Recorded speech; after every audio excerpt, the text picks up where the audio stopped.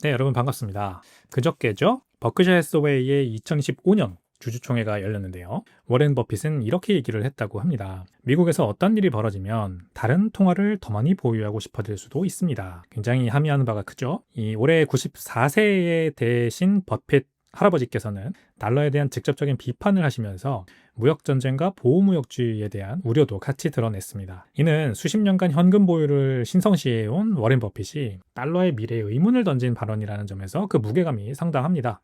비트코인이 바로 떠오릅니다. 물론 워렌 버핏은 여전히 비트코인을 도박 토큰일 뿐이다, 이렇게 폄하하지만 정작 워렌 버핏의 입에서 나온 이 발언들이 비트코인의 존재의 이유를 거의 완벽하게 설명해주고 있는 것 같습니다. 정부는 통화 가치를 꾸준히 떨어뜨리죠. 그 흐름은 그게 독재든 민주주의든 예외가 없습니다. 정부는 원래 그러라고 있는 기관입니다. 바로 비트코인의 탄생 철학적 기반이 될 수 있는 거죠. 비트와이즈라고 하는 자산운용사의 테디 푸사로는 이에 대해 간단하게 대답을 했습니다. 비트코인을 조금이라도 보유하세요. Get some Bitcoin. 이렇게 얘기를 했다고 하네요. 지금은 워렌 버핏조차도 달러를 완전히 믿지 못하는 시대가 됐습니다. 그렇다면 우리는 뭘 준비해야 할지 한번 생각해 보시는 하루가 되셨으면 좋겠습니다. 네, 이제 간밤의 주요 트윗 보시죠. EU가 2027년 7월부터 익명 암호화폐 계좌를 금지한다라는 발표를 내놨다고 합니다. 1000유로 이상 거래 시에는 무조건 신원 확인을 해야 된다. KYC. Know Your Customer를 해야 한다. 이런 아주 무시무시한 발표를 내놨네요. 일라이 나가르라고 하는 분의 트윗 포스팅을 제가 가져와 봤는데 그에 따르면 EU가 2027년 7월까지 익명 암호화폐 계좌를 금지할 것이다. 1000유로 이상의 모든 거래에는 아이디 확인이 필요하게 됐다. 그러면서 프라이버시가 멸종하고 있다. 이렇게 우려를 표했어요. 이 문서에 나와 있는 내용을 요약해드리면 기존의 익명 은행 또는 결제 계좌, 익명 통장, 신용기관이나 금융기관이 보유한 익명 금고 또는 암호자산 계좌의 소유자와 수익자는 해당 계좌, 통장 또는 금고가 어떤 방식으로든 사용되기 전에 고객 실사 조치의 대상이 되어야 한다. 이렇게 명시가 되어 있습니다. 여기 암호자산 계좌라는 게 이제 바로 비트코인 지갑 주소를 말하는 거겠죠. 자, 그러니까 이 비트코인 셀프 커스터디를 법으로 금지하려는 움직임입니다. 개인 지갑의 소유, 그 다음에 셀프 커스터디를 법으로 금지하려는 소유, 사실상 금지하는 거죠. 왜냐하면 셀프 커스터디라는 거는 결국 내가 어딘가에 내 KYC를 할 필요가 없이 그냥 비트코인 지갑에다 내 비트코인 넣어놓으면 끝인데 그거를 하지 마라 라고 사실 하겠다는 거기 때문이죠. 자, 그래서 이거는 개인의 사유재산권을 원천 차단하겠다라는 선언이나 마찬가지예요. 자유시장 경제의 핵심인 국가로부터 간섭받지 않을 권리, 즉 프라이버시가 흔들릴 수 있음을 시사를 합니다. 이제 더 이상 나는 숨길 게 없으니까 괜찮다, 이런 말이 통하지가 않습니다. 모든 사용자를 잠재적인 범죄자로 전제하는 KYC 체제 확대는 단순 규제를 넘어선 사유재산권을 향한 위협이죠. 그리고 비트코인을 완전히 이해하고 자산으로 삼으려는 이들을 국가가 특정을 해서 감시하겠다라는 것이라 매 한 가지입니다. 유럽이 언제 이렇게 전체주의 사회로 물들어 가버렸는지 정말 개탄할 수밖에 없고요. 프라이버시가 사라질 때 자유도 사라진다라는 말, 굉장히 유명한 말인데 다시 한번 되새기게 됩니다. 지금이야말로 우리가 왜 비트코인을 선택했는지를 다시 한번 돌아봐야 될 때다, 이렇게 생각이 들고요. 프라이버시, 굉장히 중요한 우리 인간의 사유재산권 반드시 지켜지기를 바라고, 비트코인으로 여러분들이 유럽에 계신 분들이 만약에 듣고 계시다면 우리 비트코인으로 이제 이 사유재산권이라고 하는 것을 지켜나갈 수 있는 길이 있으니까 지금이라도 빨리 비트코인을 배우고 가치를 깨닫고 그 다음에 재산을 이쪽으로 옮겨 나가시기를 바라겠습니다. 그렇지 않으면은 국가가 모든 걸 통제하는 세상이 언젠간 올 수도 있습니다. 프랑스 동부의 금맥 발견에 담긴 두 가지 교훈, 사유재산권과 정부 권한 문제, 약간 이어지는 내용이라서 한번 가져와 봤습니다. One Story, Two Lessons라고 하는 트윗 메시지 보이시죠? AA라고 하는 트위터리안이 적은 글인데요. 이 기사는 이제 5월 1일자 기사를 가져왔는데, 프랑스에 있던 어느 농부가 자신의 땅에서 금맥을 발견했어요. 근데 40억 유로에 달하는 금이 묻혀있는, 매장되어 있는 곳이라고 하는데, 이것을 국가가 빼앗아 갔다고 합니다. 빼앗아 갔다. 이 이미지에서 주는 두 가지 교훈은 뭘까요, 여러분? 지금 이 AA라는 트위터리안에 물어보잖아요. 두 가지 교훈은 무엇이냐? 당신은 보실 수 있느냐? 저는 두 가지가 이런 거라고 생각합니다. 첫 번째, 자산이 물리적인 위치가 공개되면 곧 통제권을 잃는 걸 의미한다. 이 프랑스 농부가 자기 땅에서 발견한 건데 이거를 국가가 압수할 수 있다라는 사실 자체가 결국 물리적인 한계를 드러내는 거죠. 물리적인 자산은, 물리적 존재가 있는 자산은 정보의 권력 아래 놓여 있다. 이거를 여실하게 보여줍니다. 당신이 소유하고 있다고 믿는 자산도 법적 시스템과 규제에 따라 언제든 박탈당할 수 있다는 게 진실입니다, 여러분. 이게 팩트입니다. 그러지 않을 거라는 기대는, 물론 그런 기대는 누구나 할 수 있으나 그러지 않을 가능성이 같이 똑같이 존재한다는 거, 이것을 우리가 잊어버리면 안 된다. 이걸 잊어버리는 순간 우리는 그냥 개돼지입니다. 이걸 우리가 알고 기억하기 때문에 과거 우리가 자유를 찾아온 그 수많은 전쟁과 뭐 그 곤란과 논란과 핍박과 이 모든 것들을 우리가 인류 역사가 거치면서 쟁취해온 게 자유의 역사지 않습니까? 근데 이 과정을 잊어버리는 것 자체가 바로 자신의 어떤 개인의 주권을 포기하는 행동이다. 이렇게 보시면 되겠습니다. 두 번째, 비트코인은 압수할 수 없다라는 거죠. 이와 달리 비트코인은 어디에도 존재하지 않습니다. 어디서든 접근 가능합니다. 그 접근 가능한 사람이 바로 나일 뿐인 것만 다른 거죠. 그래서 내가 프라이빗 키만 기억하고 있다면 어떤 정부도 어떤 기관도 그 자산을 강제로 가져갈 수가 없습니다. Not your coins, not your coins. 죄송합니다. Not your keys, not your coins. 당신의 키가 아니라면 당신의 코인이 아니다. 이 말은 자유를 위한 철학적인 선언이나 마찬가지다. 이렇게 보시면 되겠습니다. 그래서 이 뉴스는 비트코인이 우리가 왜 필요한가에 대한 매우 현실적인 대답을 주는 것 같습니다. 네, 세 번째 트윗은요. 워렌 버핏 소식. 다시 한번 말씀드릴게요.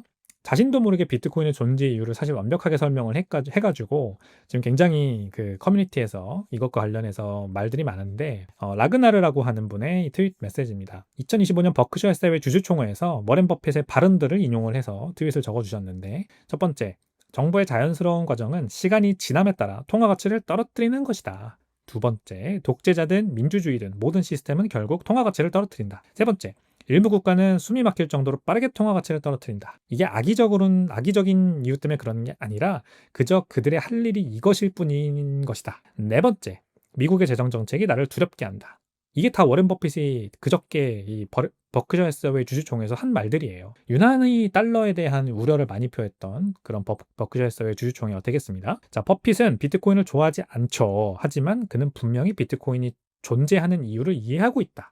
라는 게 이 트윗의 결론입니다. 정말 맞는 말인 것 같고요. 정부의 자연스러운 본성은 시간이 지남에 따라 통화 가치를 떨어뜨리는 것이에요. 원래 정부는 자릿세를 받아가는 조폭이나 크게 다를 게 없습니다. 솔직하게 말하면 그런 똑같은 역할을 한다는 거예요. 우리 나라에서 이런 거를 하면은 자릿세네. 세금을 가져가는 거죠. 그리고 세금이 때로는 너무 지나치게 높을 정도로 책정되어서 사람들을 힘들게 만들기도 하고 또 어떨 때는 굉장히 자유롭게 이렇게 세금을 낮춰주고 이렇게 자유 시장 경제를 진작시켜주기도 하고 어떤 정권이 들어서냐에 따라서 굉장히 많은 변화가 있죠. 근데 어쨌든 본성은 똑같습니다. 통화 가치를 떨어뜨리는 거. 그래서 계속해서 통화량을 늘려가는 거. 그게 바로 국가 경영이라고 생각을 하는 것이고. 자, 그래서 결국 자국 통화를 희석시킬 수밖에 없는 냉정한 운명을 지닌 게 정부고요.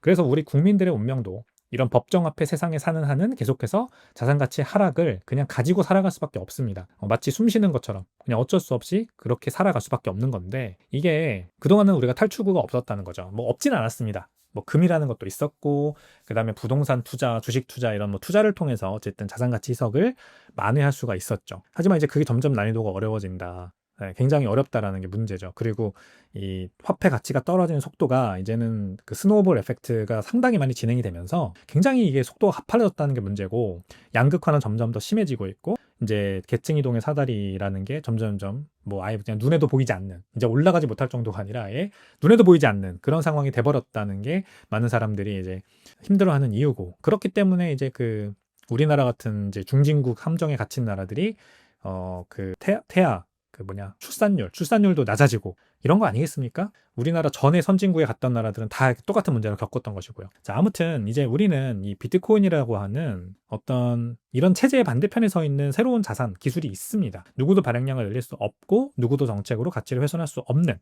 그것을 가지고 있어요.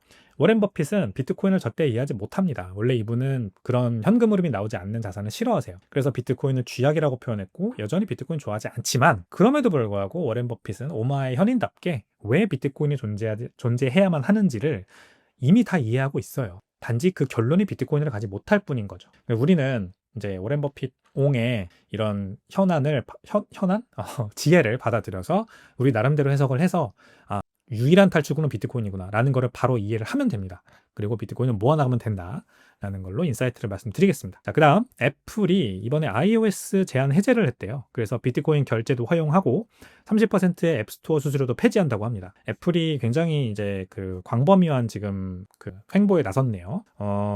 애플은 그동안 iOS 인앱 결제를 활성화한다는 명분으로 비트코인이나 라이트닝 결제 기능이 포함된 앱들을 금지했어요. 지갑 앱들 정도만 이제 허용을 하고 비트코인의 그 잽이라고 하는 라이트닝 네트워크 기반 송금 결제 이런 기능 붙어 있는 앱들은 앱스토어에서 그냥 그 허가를 안 해주는 방식으로 금지를 해왔습니다. 근데 그 금지를 해제한다는 거거든요. 그래서 라이트닝 결제 앱들도 그냥 애플 iOS 앱스토어에 막 올려라 라고 하는 거고, 게다가 30%그 애플 수수료를 폐지한다라는 게 굉장히 좀 고무적인 일인 것 같습니다. 너무 높잖아요. 왜냐면 그래서 똑같은 앱을 인앱 결제가 존재하는 똑같은 앱을 구글 플레이 스토어와 애플 iOS에 똑같이 올려도 애플 iOS가 더 비쌀 수밖에 없어요.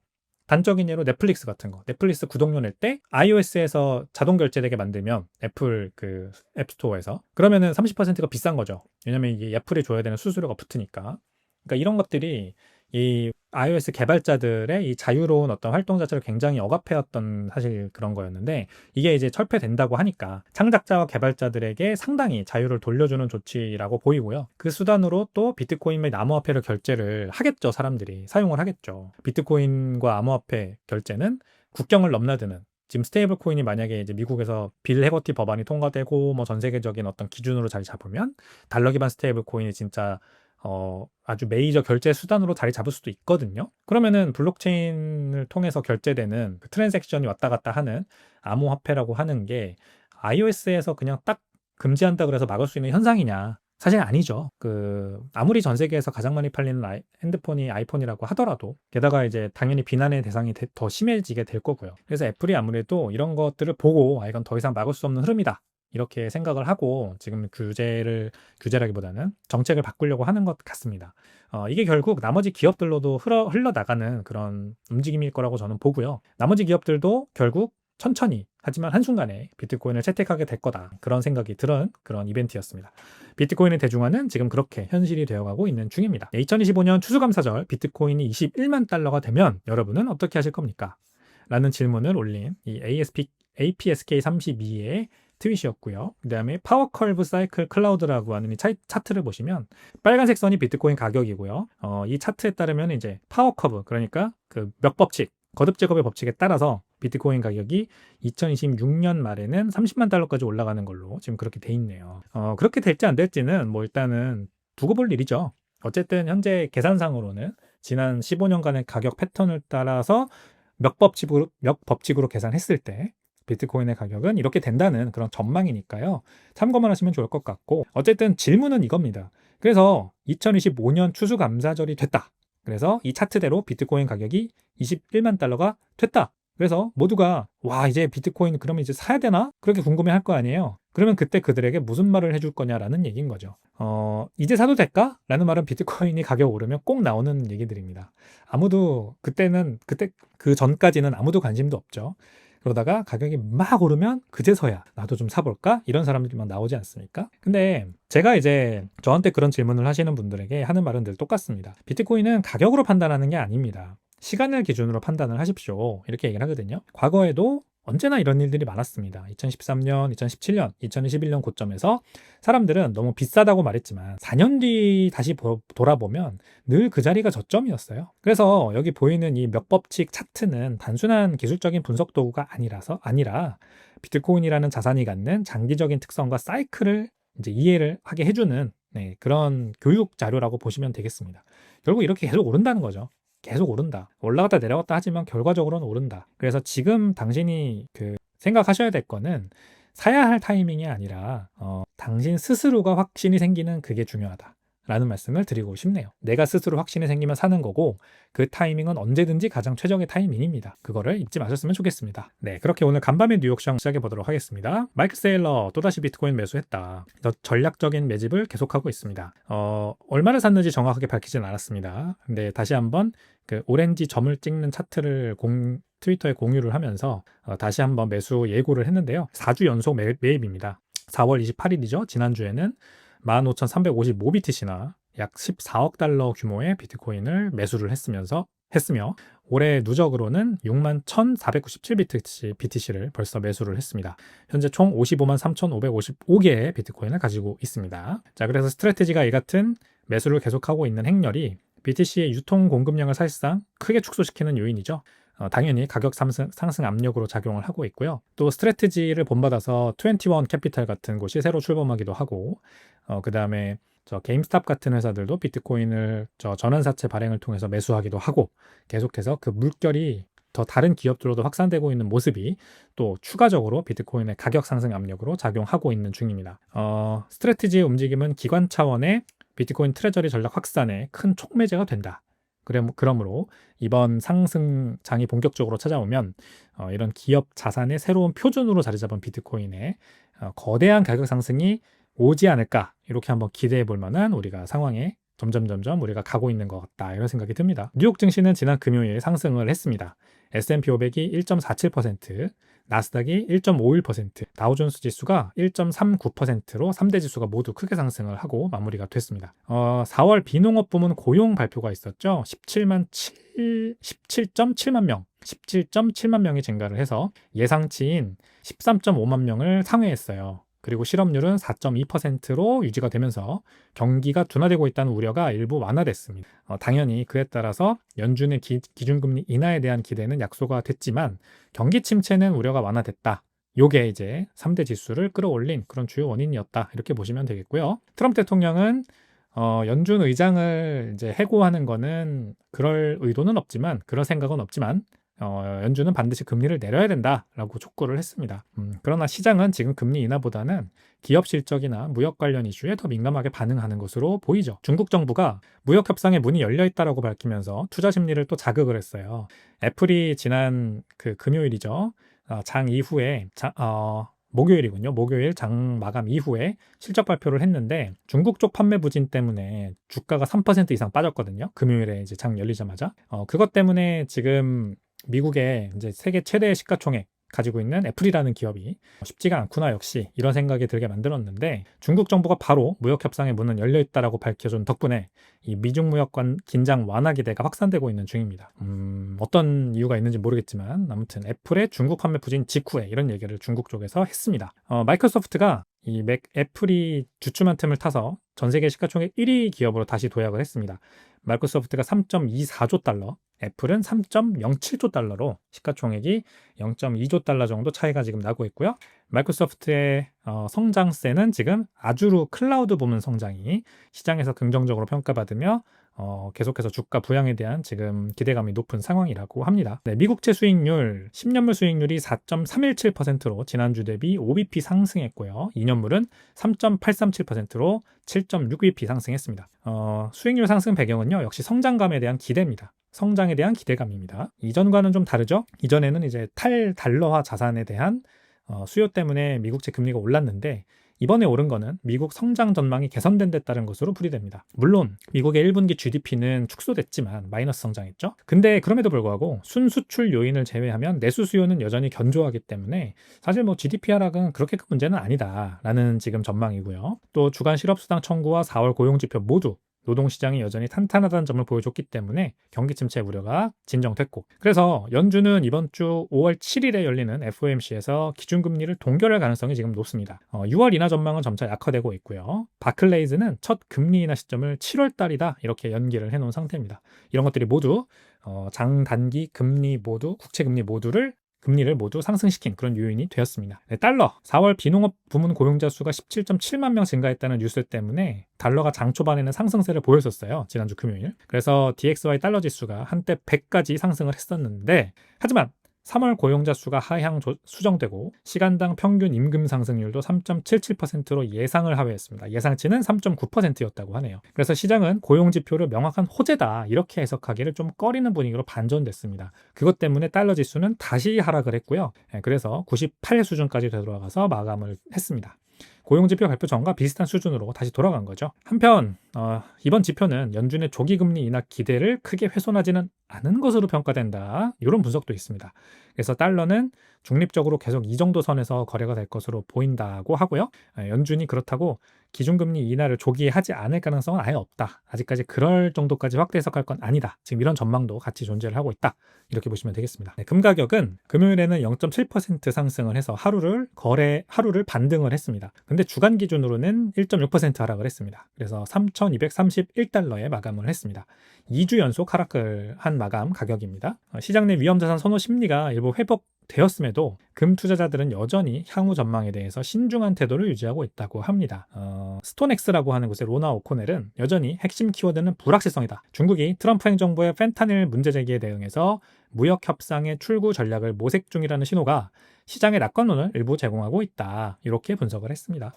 결국 불확실성이 조금 거치는 모습 때문에 금 가격이 2주째 하락을 하고 있는 건데 아직까지 불확실성이 거친 건 아니기 때문에 금 투자에 대해서는 계속 신중한 입장, 중립적인 입장 요거를 유지하고 있다. 이렇게 보시면 되겠죠. 네, 오늘의 밈 보겠습니다. Natural keys, natural 뭐라고? 라는 제목의 밈인데요.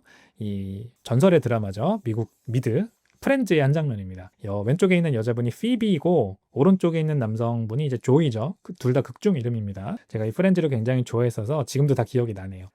결국 이 왼쪽에 있는 피비는 Natural keys, natural bitcoin.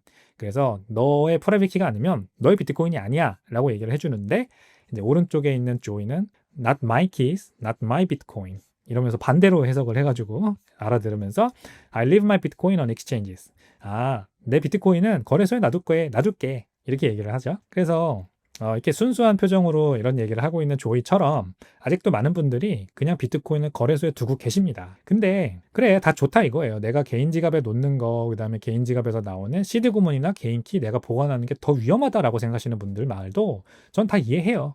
거래소가 차라리 낫다. 내가 그거 만약에 까먹거나 아니면 내가 잘못돼가지고 내 가족들이 못 찾아가게 되는 상황이 생기면 더 그게 큰 리스크 아니냐라는 말도 일리가 있습니다. 하지만 자산의 소유는 곧 자기 책임입니다. 그리고 그게 바로 자율이자 자유예요. 다시 한번 말씀드릴게요. 개인의 사유재산권이라는 거는 내가 스스로 지킬 수 있을 때 진정한 자유가 되는 겁니다. 그래서 이 단순한 진리가 아직도 많은 분들에게는 어려운 것 같아요. 내가 스스로 지킬 수 없고 내가 온전히 그것을 스스로 소유할 수 없다면 은행에 맡기든 거래소에 맡기든 누구한테 맡기든 다 똑같습니다. 언제든지 탈취당할 수 있고 빼앗길 수 있는 가능성이 있는 겁니다. 자, 그래서 제가 말씀드리는 거는 처음부터 개인 지갑에다 100% 비트코인을 다 보관할 필요 없다라는 거예요.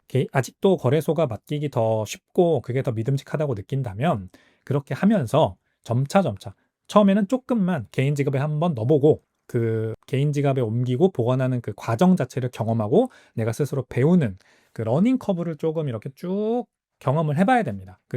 그러면서 점차 내가 이쪽에 익숙해지고 편해질수록 더 많은 비트코인을 개인 지갑으로 옮겨오면 됩니다. 근데 이걸 아예 안 하고 그냥 생각만 하면서 내가 그렇게 개인 지갑에 하는 것보다는 거래소가 더 나아, 이게 더 안전해 라고 하는 거는 요거는 좀 문제가 있다. 그 말씀을 드리고 싶은 겁니다. 비트코인을 믿는다면 지갑을 믿고 키를 보관하셔야 돼요. 스스로를 위한 진짜 자산 보호는 내가 스스로 비트코인을 지킬 때 본격적으로 시작되는 겁니다. 그리고 지금이 바로 그것을 시작할 때다. 이 말씀을 다시 한번 강조를 드리겠습니다. 네, 5월 5일 어린이날 연휴 잘 보내시길 바라겠고요. 저는 내일 더 재밌는 내용으로 찾아오도록 하겠습니다. 감사합니다.